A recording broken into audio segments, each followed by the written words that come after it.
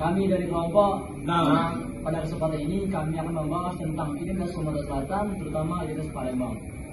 Sebelumnya, kenalkan nama saya Aswar Ramadan. Saya Muhammad Syariam.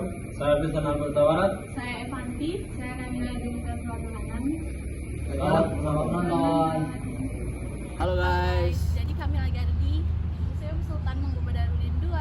Baiklah, pada kesempatan ini kami akan mengenalkan dan memperlihatkan beberapa identitas kebudayaan dari Sumatera Selatan. Oke, ikuti kami terus ya. Dadah.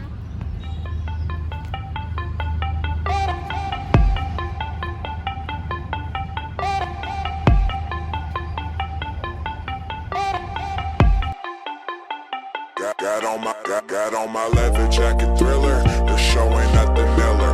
Man, I'm a lady killer. If I want her, I'ma steal her. I promise I can make her fly away like caterpillars. So if you don't know by now, then you should probably get familiar. Baik, di sini ada pakaian kebesaran sultan. Nah, itu secara umum terdapat dua jenis pakaian sultan, yaitu setelan kebaya kalungkari dan setelan kebaya pendek. Setelan kebaya kalungkari terdiri dari tanjak batik lasem, tanjak songket, paket dado, baju kebaya pendek, celana balabas, tajam rumpak, badong atau sabuk, keris, terompak, yang dimana setelan kebaya pendek hampir sama, hanya ukuran baju kebayanya lebih pendek. Baiklah, di sini juga terdapat senjata penggawa kerajaan, di mana terdapat beberapa jenis senjata tradisional yang digunakan oleh para penggawa kerajaan pada masa Kesultanan Palembang Darussalam untuk mempertahankan diri dari serangan musuh. Jenis-jenisnya itu ada keris rambe ayam, keris brojol, keris tumbak lado, dan rodos. Oke, selanjutnya itu dosen kedua menjelaskan tentang kain tajun dan kain luar. Ini yang merupakan kain tenun yang dikenal dengan kata Tanjung dan Rongso. Merupakan jenis kain yang khas Palembang yang diperkirakan sudah ada sejak masa Kesultanan Palembang. Penciptaan kain tenun Tanjung dan Rongso ini didasari karena adanya peraturan kesultanan yang melarang penggunaan kain songket membeling, sehingga kesultanan itu hanya menyuruh untuk memakai jenis kain songket seperti ini.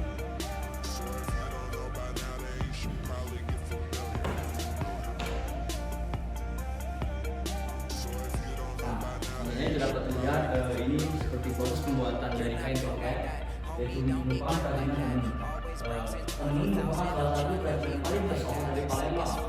Kain songket, kain tajung, kain rongso adalah beberapa hasil dari kerajinan tenun Palembang. Kita yang kita lihat tadi.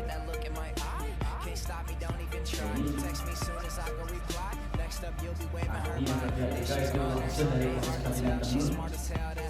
Dapat bahwasanya ada simbol-simbol yang kekhasan yang dimiliki oleh kain tenun Palembang.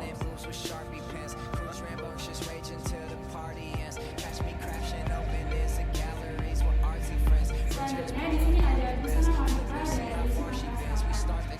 Pakaian kaum wanita Palembang secara umum terdiri dari kain atau somet, itu somet atau batik. Lalu ada baju kurung atau kebaya, ada selendang atau kemban, ikat pinggang atau kening, bodong atau stagen, dan juga alas kaki. Di atas kepala itu dipakai kelapa yang pematangan atau burung kajang atau terendah saat menghadiri keramaian. Busana ini seringkali dilengkapi pula dengan perhiasan emas ataupun perak. Nah, setelah dari busana wanita tadi, sekarang juga ada busana pria, yang dimana pakaian kaum pria Palembang secara umum terdiri dari kain sewet, baju bela bolo, berupa baju berkancing, baju dengan kantong biasa, atau baju dengan kantong terawangan, tutup kepala, tanjak, ikat-ikat atau kopiah, dan alas kaki dan parang. Oke, di dasar selanjutnya itu ada kain semanggus bumbung. Kain ini digunakan pada zaman dahulu untuk menutupi jenazah ketika jenazah itu segera dimakamkan.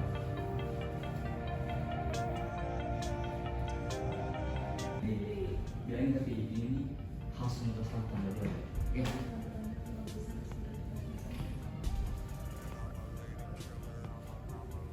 Dimana di sini ada busana aisan gede atau biasa dipakai ketika di acara pernikahan. Dimana pakaian pengantin Palembang yang pola busanya bersumber dari pakaian besaran raja-raja Jawa, tetapi diakulturasikan sedemikian rupa dengan unsur-unsur budaya Palembang yang bernafaskan Islam tanpa meninggalkan unsur-unsur Jawanya. Terus di sini juga dapat dilihat ada berbagai macam pakaian adat Palembang ketika melakukan acara pernikahan.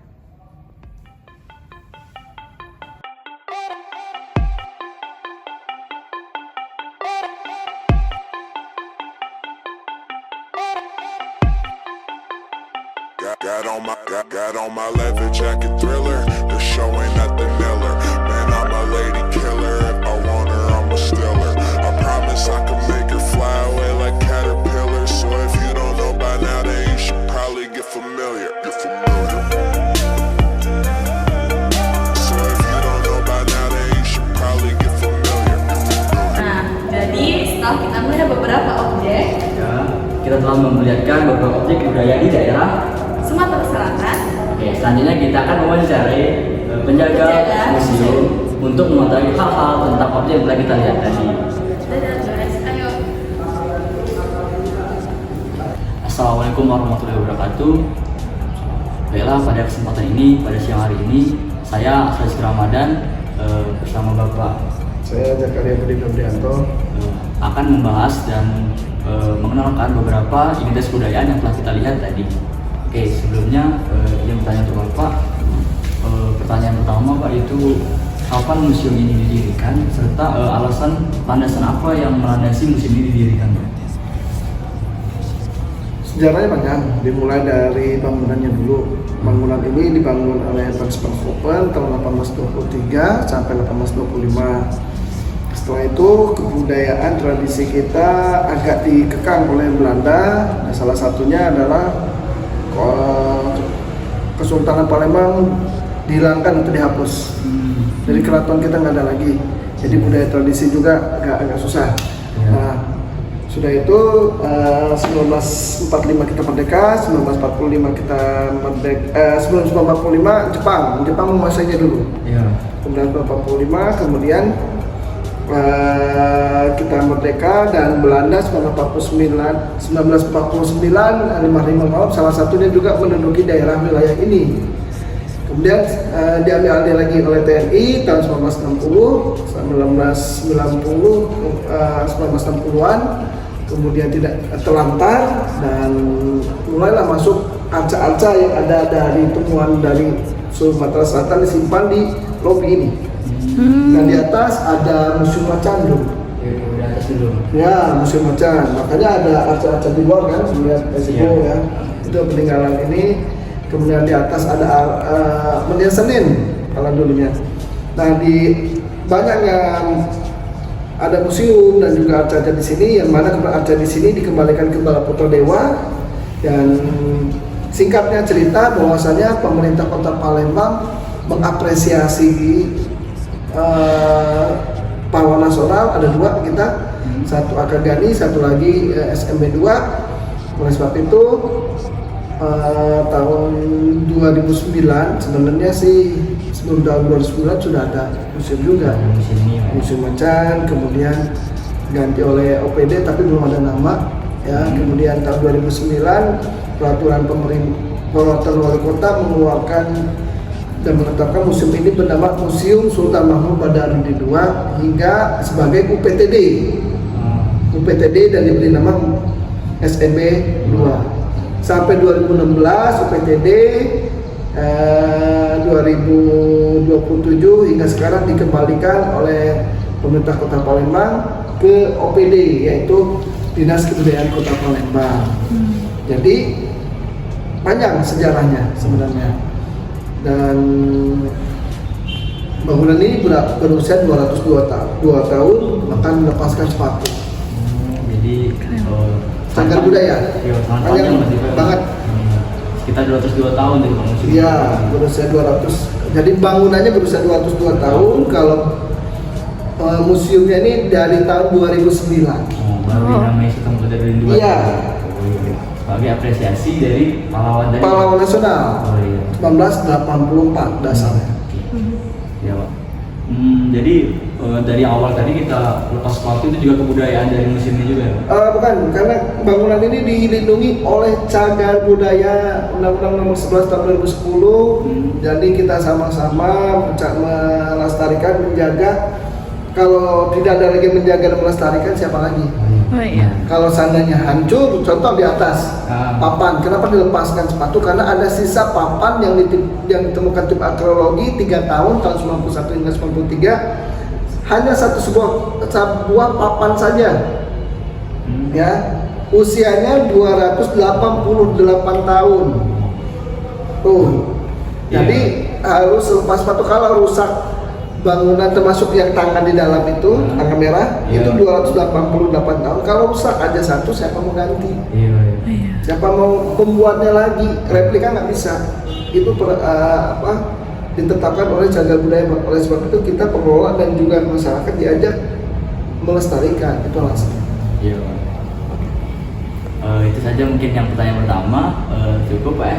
Untuk pertanyaan kedua mungkin kita mulai dari identitas yang kita kenalkan tadi. Itu ada kami lihat tadi ada kain tajun dan blongsong. Oke. Nah, mungkin Pak bisa diceritakan sedikit mengenai hal-hal apa dari sejarah ataupun yang lainnya mengenai kain tajun dan blongsong tadi Pak. Baik, kain tajun dan blongsong itu adalah kain dari Palembang, ya, dari zaman Kesultanan Palembang. Mungkin mengadopsi dari kain dari Jawa, yaitu pis, ya, dari Demak dan juga lain-lainnya. Nah, tapi kita punya unik kita adalah kain kita ini memiliki bahan dasarnya sutra. Beda, makanya agak susah dan mahal. Tapi sama-sama kain gitu. Nah, kain ini digunakan pada adat-adat yang mana adat ini saat dulu dijaga, tapi digunakan saat ini di-upgrade oleh anak-anak kaula muda dengan mengadakan kegiatan seperti bujang gadis, lomba, kemudian Cak Ayu Cak Bagus, yang mana saya lihat ada beberapa penggunaan pada kain tajun dan blongsong itu kacau. Itu ada simbolnya kan Pak? Makna. Sebenarnya gini ya, orang tua kita dulu budaya Malu itu dipegang, tapi sekarang sudah tradisi budaya Malu sudah pecah. Jadi orang nggak punya Malu lagi. Kalau malah ibaratnya kalau kita malu sesat di jalan, itu kan itu peribahasa itu yang membuat perubahan pada generasi berikutnya. Salah satunya dia, saya tanya kamu pernah menggunakan kain blongsong, tajun? Mungkin kalau kain tajun belum. Iya. Belum pernah. Yang lain blongsong? Belum. Kain songket? Pernah. Sudah. Saya mau nanya, kalau kalian penggunaan kain songket, batasan untuk gadis dan atau ya yang menikah, batasannya yang untuk kain songket sampai batas apa? Panjangnya di kaki. Kemungkinan kalau saya lihat tuh batas sini aja Pak. Laki-laki di sini. Laki-laki. Ya. Kalau ke bawah? Tandanya apa? Kalau misalnya laki-laki kan? Kita laki-laki batasnya betul. Tadi saya sebenarnya nganuin bukan songket. Ya, kalau ini kita blongsong ya. Tajun. Nah, laki-laki batasan sini. Kamu bujang, duda atau sudah menikah? Tanya. Masih bujang. Bujang. Tandanya peletakan kamu bujang, tandanya apa? Pada kain tajun tadi. Batasannya berarti jadi gini ya, ini tak dengkul kamu. Orang tua kita kalau mau lihat kamu bujang, ini di atas sini panjangnya kainnya. Kalau kamu menikah di bawah lutut tadi. Iya. Nah, kebanyakan sekarang yang bujang gadis, yang khusus bujang diletakkan di bawah sini. Jadi padahal dia bujang. Kan kacau. Iya Pak. Jadi tidak pada tempatnya. Ya, jadi orang tua kita dulu kalau misalnya buyut kita ngesir sama nenek kita, buyut kita ya, lihat cantik, lihat tadi tanda. Nggak usah ngomong, kain tanda. Itu tanda itu memberi ciri khas. Nah, kayak kamu bisa bujang, kamu turun ke bawah sini. Yang ini gadis, naksir kamu, lari dia. karena tahu sudah menikah tadi Pak ya? Iya, kamu menikah dikiranya kamu sudah nikah, padahal kamu salah. Iya. Kebanyakan salah itu termasuk yang songket tadi, termasuk kayak yang tadi salah juga. Di mana? Di mata kaki perempuan. Nih di atas mata kaki untuk yang gadis, ya perempuan gadis. Kalau yang ataupun janda di atas sini. Lebih atas lagi berarti ya? Yang di atas penggunaannya, jadi dia menyatakan dirinya gadis atau janda, single intinya. Ya. Oh, iya. Nah kebanyakan kalian turun ke bawah tuh kayak kamu tuh. Ini dua nih model ya, lihat model. Yang itu naik, yang ini. Yang mana kira-kira kamu ngesin? Kalau lihat tanda ini, kamu berani kemana? Kalau saya bilang tadi. Oh mungkin kalau dari kopi yang tadi ya, sebelah sini berarti. Nah, yang perlu saya ngomong lagi kan? Iya. Itu Wong Palembang ini. Udah banyak cerita. Iya. Makanya kalau macam-macam itu jaga langsung dia tuh Wong Palembang ini nih. Dari Iya, dari kota ini tadi. iya. Jadi Wong Palembang sebenarnya udah banyak cerita. Aju-aju ke bawah ya. Iya, iya. Nah, jadi itu. Jadi penggunaan adat itu penuh tradisi dan juga sekarang mulai agak kurang-kurang. Nah, itu salah satunya. Belum itu baru dasar loh awal loh. iya. Belum yang lain. Baru pangkalnya aja dikasih tahu. Belum yang lain. Terus penggunaan badong. Badong yang Badongnya nanti ada, badong ke pinggang, di pinggang. tanja. Nah, tanja banyak yang salah tanja. Kita tanya biasa dia yang benar. Persis begini nih. Tutup. Jadi bagian sini tutup berarti Pak. Ya setengahnya. Jadi kan biasa satu gini kan? Biasa satu kayak Begini. Nah, ngumpuk begini. Makanya beda-beda. Makanya itu yang harus dijaga. Itu yang agak lama nih kita cerita. Iya. Jadi kenapa harus makanya budaya tradisi itu harus dijaga intinya. Nah, kalian cari bukan hanya di museum, banyak kan mau belajar di misalnya budayawan seperti Bang Amin, Ali Hanafiah, kemudian Ari Panji, kemudian Wanda dan banyak deh yang lain ya. Kalau di mana ada Unsri? Iya di Unsri Layo apa ini? Di kebetulan kami di Layo. Layo dengan ini Pak ini. Raden siapa di sana ada Ibu Retno juga ada bisa Ibu Retno. Yang lain pokoknya Raden aku lupa Pak ini lupa pokoknya. Iya. Banyak tolong dijaga intinya itu dan digunakan kayak itu pada saat tradisi.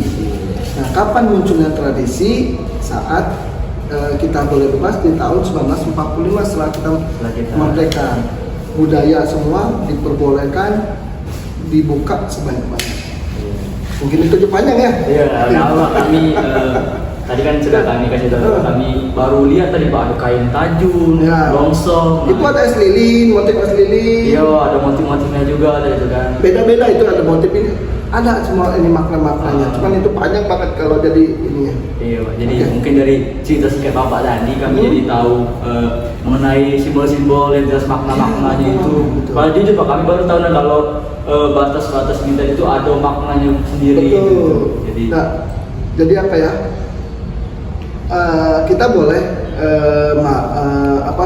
nggak malu, tapi ada batasnya. Kita malu saat kita tahu, gitu ya. Tahu mana yang salah, mana yang benar. Oke. Itu banyak pesan dari Bapak yang kita dapat. Itu juga cerita-cerita singkat dan bermanfaat bagi kami Pak. Mungkin itu saja Pak yang dapat kami tanyakan. Terima kasih juga Pak atas kesediaan waktu Bapak. Ya. Ceritaan Bapak juga bermanfaat bagi kami. Semoga kami generasi muda bisa untuk terus memaknai simbol-simbol adat tadi sehingga tidak punah di telan masa. Betul. Oke, terakhir kita ke depan. Ya. Tangannya di sini. Ini Oke, salam museum. Salam Museum di hatiku. ya.